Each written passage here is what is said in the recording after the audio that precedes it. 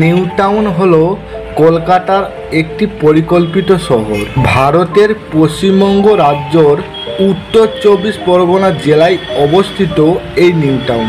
এটি এনকেডি এর দ্বারা পরিচালিত হয়।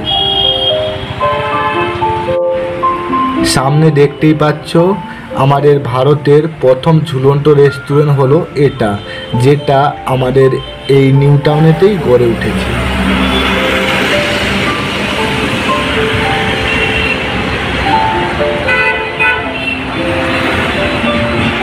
রাস্তার ওই পারেই রয়েছে হিডকোর হেড অফিস, আর তার পেছনে দেখতে পাচ্ছ ওই সাদা সাদা, ওটা হলো তোমার সোলার সিস্টেম, যেটা পুরো নিউ টাউন শহরকে বিদ্যুৎ সাপ্লাই দেয়। ওই জন্যই ভারত সরকার এই নিউ টাউনকে সোলার সিটি হিসাবে আখ্যা দিয়েছে।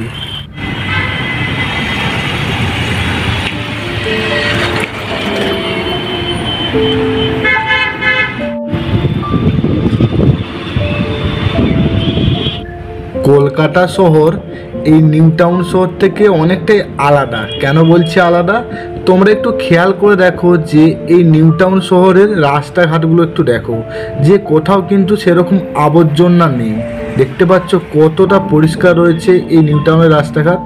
এই দেখো এই রাস্তাটা যত দূর চোখ যাচ্ছে দেখো কতটা ক্লিন রয়েছে, আবর্জনা একদমই নেই। কি বলতো, এই নিউ টাউন শহরের চারিদিকে অনেক ডাস্টবিন রয়েছে, আর এখানকার যে সকল মানুষ তারা এই শহরকে পরিষ্কার রাখার জন্য সহযোগিতার হাত বাড়িয়ে দিয়েছে। আগে এই এলাকাগুলো বিশাল চাষযোগ্য জমি ও জলাশয় ছিল, কিন্তু এখন দেখো পরিকল্পিতভাবে কত সুন্দরভাবে এই এলাকাকে সাজানো হয়েছে, তাই না? পশ্চিমবঙ্গের তৎকালীন মুখ্যমন্ত্রী জ্যোতি বসুর নেতৃত্বে মাস্টার প্ল্যান করে এই শহর কিন্তু তৈরি করা হয়েছে।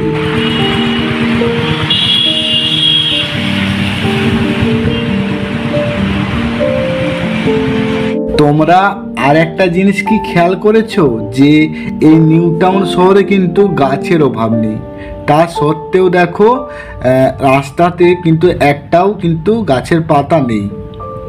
মানে বুঝতেই পারছো যে এই এলাকাকে পরিষ্কার রাখার জন্য এখানকার সাফাই কর্মী যারা রয়েছেন তারা কতটা তৎপর।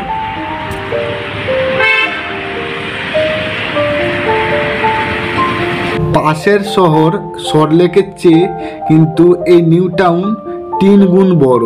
2018 সালের এপ্রিল পর্যন্ত নিউ টাউনের আবাসিক জনসংখ্যা ছিল 0.5 মিলিয়ন। তোমরা ভিউ দেখেই বুঝতে পারছো যে এই শহরটা কতটা সুন্দরভাবে সাজানো হয়েছে, আর অনেকটা স্পেস কিন্তু ফাঁকা রেখে এই শহরটি তৈরি করা হয়েছে।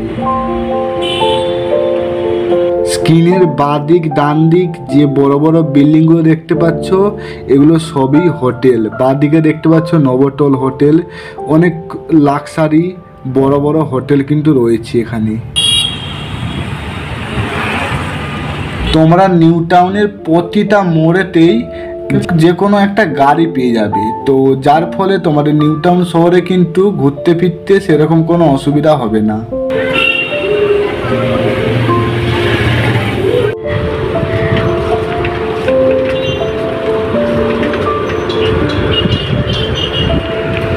এই বিল্ডিংটা দেখো, মানে ইঞ্জিনিয়ার কতটা প্ল্যান করে এই বিল্ডিংটা তৈরি করছে। মানে আমরা কাটা কম্পাস ছাড়া পারফেক্ট কিন্তু বৃত্ত আঁকতে প্রথমবার কিন্তু অসফল হয়, আর এরা দেখো ইট পাথর বালি দিয়ে একদম পারফেক্ট গোল আকৃতির একটা বিল্ডিং তৈরি করে ফেলছে।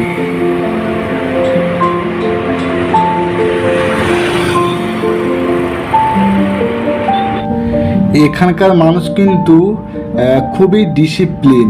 কেন বলছি, ধরো রাস্তায় কোনো সিগনালে কোনো ট্রাফিক পুলিশ নেই, তো তার জন্য কিন্তু এখানকার যারা গাড়ি চালায় তো তারা কিন্তু ডিসিপ্লিনভাবে একদম ট্রাফিক আইনটা মেনে চলে, যে পুলিশ নেই কিন্তু লাল আলো জ্বলছে যে আমি ওভার স্পিড দিয়ে গাড়ি নিয়ে বেরিয়ে যাবো, সেরকম কোনো ব্যাপার নেই। তারা পুরো নিয়মটা কিন্তু মেনে চলে।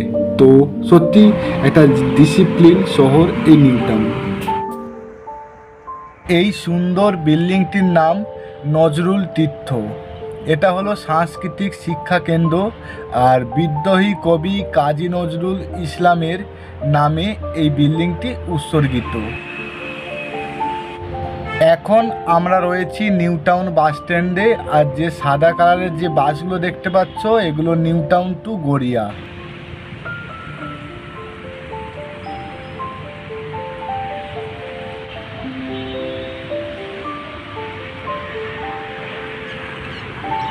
নিউ টাউন বাস স্ট্যান্ডের ঠিক কাছে দেখো একদম সামনে ছোট ছোট কফি শপ কিন্তু গড়ে উঠেছে।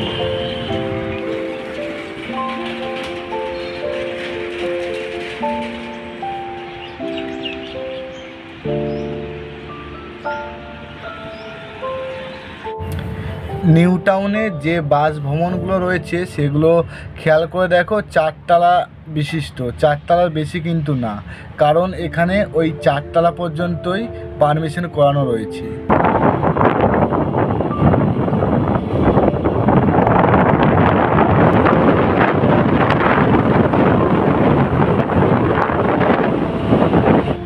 এই যে ছবিটা দেখতে পাচ্ছ এটা হচ্ছে সকাল 6:30টার সময়। সামনের বিল্ডিংগুলো দেখা যাচ্ছে না কুয়াশার জন্য। দেখো দূরে সেন্ট্রাল মল দেখতে পাওয়া যাচ্ছে, মানে বিদেশি বিভিন্ন ব্র্যান্ডের ভালো ভালো ব্র্যান্ডের জামা কাপড় কিন্তু এই সেন্ট্রাল মল থেকে তোমরা পেয়ে যাবে।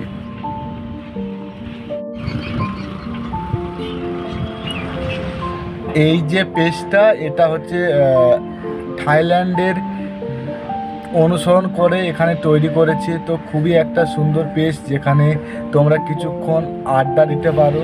আমার বাঁদিকে যে স্ট্যান্ডটা দেখতে পাচ্ছ এটা হলো সাইকেল স্ট্যান্ড। তো এখানে সব শ্রেণীর মানুষের কথা চিন্তা করে ইলেকট্রিক সাইকেলের ব্যবস্থা করেছে। তোমরা এখানে কিছু টাকার বিনিময়ে এই সাইকেলগুলো কিন্তু ব্যবহার করতে পারো।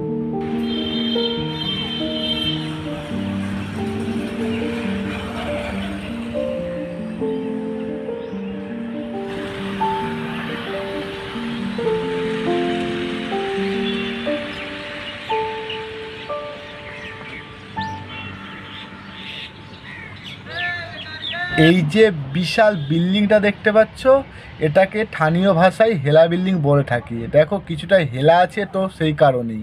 আর এখানে কি নেই, সিনেমা হল থেকে শুরু করে বিয়ে বাড়ির ব্যবস্থা, তারপর বন্ধন ব্যাংক, SBI ব্যাংক, এখানে অনেক কিছুর ব্যবস্থা রয়েছে এর মধ্যে।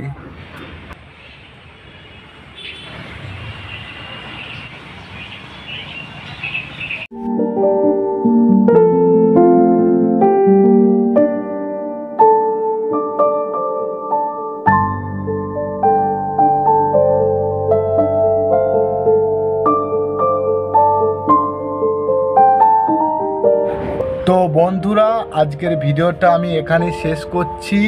দেখা হচ্ছে এরকমই কোনো এক ভিডিওতে। তো ততক্ষণ তোমরা সকলেই ভালো থেকো, সুস্থ থেকো, আর হ্যাঁ অবশ্যই কিন্তু মা বাবার খেয়াল রেখো।